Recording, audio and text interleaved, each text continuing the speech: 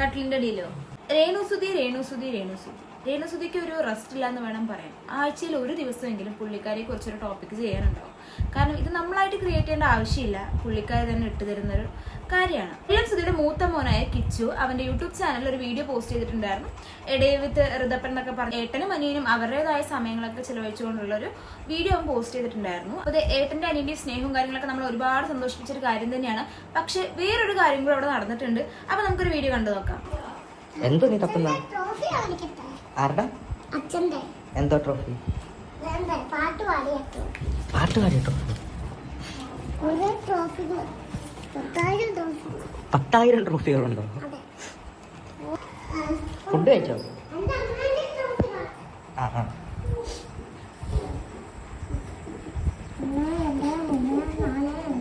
ഓഹോ.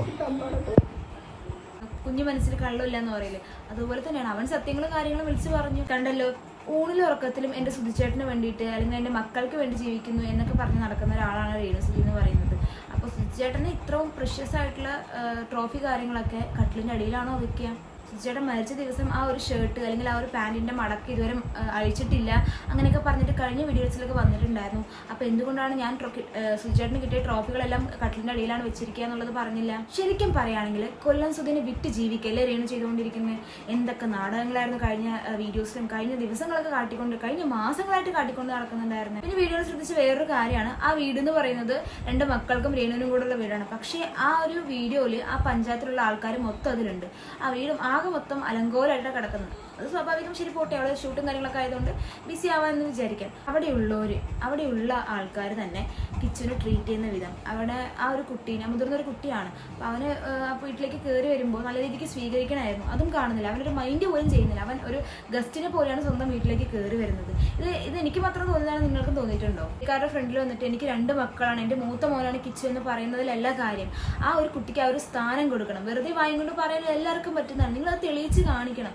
ഇങ്ങനെയാണോ ചെയ്യണ്ടേ? പക്ഷെ ഞാനൊന്ന് പറഞ്ഞോട്ടെ, രേണുസുതി ഈ ഒരു പേരിലാണ്, ഈ ഒരു ലേബലിലാണ് നമുക്ക് രേണുവിനെ അറിയുന്നത്. രേണു എന്ന വ്യക്തിയെ നമുക്ക് അറിയുന്നത് പോലും സുധി എന്നൊരു ആള് ഉള്ളത് കൊണ്ട് മാത്രമാണ്.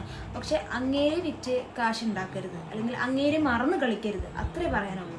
ഇനി വേറൊരു വീഡിയോ കണ്ടു നോക്കാം. രേണുവിന് പറയാനുള്ളതും കൂടെ നമ്മൾ കേൾക്കണമല്ലോ, അതും കൂടെ നമുക്ക് കണ്ടുനോക്കാം. കുഞ്ഞു പ്രായമാണ് അവൻ ഈ നല്ല നല്ല സാധനങ്ങൾ എൻ്റെ ഫോണാണെങ്കിലും എടുത്ത് പാത്ത് കൊണ്ടുപോയി നശിപ്പിക്കും. കുഞ്ഞു പിള്ളേരല്ല, ആ പ്രായമാണ്. അതുപോലെ സൂചിച്ചേണ്ട അവാർഡുകളൊക്കെ നമുക്ക് എന്നും ഓർമ്മിക്കാനുള്ളതാണ്. അതെടുത്ത് അവിടെ വെക്കാനുള്ള സൗകര്യമില്ല, ഒരുപാടുണ്ട് അവാർഡുകൾ, പകുതി കൊല്ലത്തും പകുതി ഇവിടെ ആയിട്ട്. അപ്പോൾ സമയം കൊണ്ട് ഞാനതെല്ലാം എടുത്ത് അടുക്കി പെറുക്കി ചാക്കിനകത്ത് കിട്ടി എൻ്റെ റൂമിൽ തന്നെ കട്ടിലിൻ്റെ ഐഡിയിൽ ഞാനത് സേഫായിട്ട് വെച്ച സാധനമാണ്. അയ്യോ, ഞാനത് അറിഞ്ഞില്ല, എൻ്റെ ഫ്രണ്ട്സ് വിളിച്ച് പറഞ്ഞപ്പോഴാണ് ഞാൻ ഈ കാര്യം അറിയുന്നതെന്ന് പറയുന്നുണ്ട്. പിന്നെ അതുപോലെ തന്നെ ഞാൻ സേഫ് ആക്കി വെച്ചതാണ്. കാരണം ഋതപ്പൻ ഇളയ മോനും അതെടുത്ത് നശിപ്പിക്കും എന്നുള്ളതുകൊണ്ട്. കാരണം കുഞ്ഞു കുട്ടിയല്ലേ, നമ്മൾ ബാക്കിയുള്ള കാര്യങ്ങളൊക്കെ നശിപ്പിക്കുന്ന പോലെ ഇതെടുത്ത് നശിപ്പിച്ചാലോ എന്നൊരു ഇതുകൊണ്ടാണ് രേണുസുതി ഇതിന് വൃത്തിയായിട്ട് സേഫായിട്ട് ഒരിടത്ത് വെച്ചത്. സേഫായിട്ട് ആ വീട്ടിൽ ഇത്രയും സേഫ് ആയിട്ടൊരു സ്ഥലം എന്ന് പറയുന്നത് കട്ടിലിൻ്റെ അടിയിലാണ്. കട്ടിലിൻ്റെയൊക്കെ അടിയിലാണ് ഇത്രയും സേഫ് ആയിട്ടുള്ളത്. നമ്മൾ ക്രിട്ടിസൈസ് ചെയ്ത് ഇങ്ങനെ പറയുമ്പോഴാണ് ഭയങ്കരമായിട്ട് വിഷമം ഉണ്ടാവുന്നത്. എന്തും കാണിക്കാം, എന്തും വന്ന് പറയാം, സിമ്പതി കാര്യങ്ങളൊക്കെ നേടിയെടുക്കാം. നമ്മൾ ഈ കാര്യങ്ങളൊക്കെ പറയുമ്പോഴാണ് ബുദ്ധിമുട്ട്. വീടിനടുത്ത് കിടന്ന് ഉരുളുക എന്ന് പറയുന്നത്, അതാണ് ഈ ചെയ്തുകൊണ്ടിരിക്കുന്നത്. ഇത്രയും ആ ഒരു വീട്ടിൽ ഇത്രയും സേഫ് ആയിട്ട് വെക്കേണ്ട സ്ഥലമാണ് ഇത്. പറ്റി കൂടുതൽ കാര്യങ്ങളൊന്നും പറയാനില്ല, കാരണം രേണുസുതി തന്നെ ഓരോ ന്യായങ്ങളൊക്കെ കൊണ്ട് വരുന്നുണ്ട്. അപ്പോൾ ഇതിനെപ്പറ്റി നിങ്ങൾക്ക് എന്താ പറയാനുള്ളതെന്ന് വെച്ചാൽ കമൻറ്റിൽ രേഖപ്പെടുത്തുക.